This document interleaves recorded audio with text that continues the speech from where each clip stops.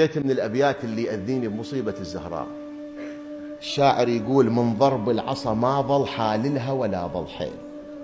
ويأذيني هذا البيت، ويأذيني. يعني أنت هذا البيت ما تقبله لأمك ولا تقبله لأختك ولا تقبله لزوجتك ولا تقبله لبنتك.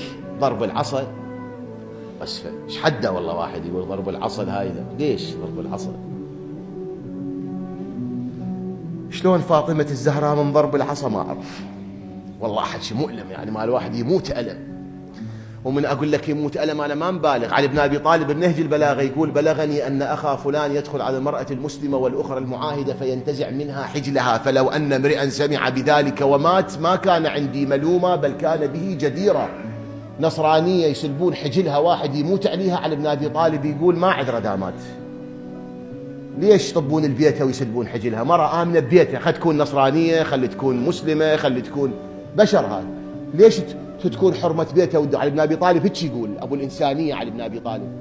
أقول له: يا علي بن أبي طالب، فاطمة الزهراء طبوا بيتها وحرقوا بابها وكسروا ضلوعها شلون يعني؟ من ضرب العصا ما ظل حاللها ولا ظل حال. يا يابا ولا ظل حيل، لما ماتت بعلتها يا ويلي وش يفيد الويل.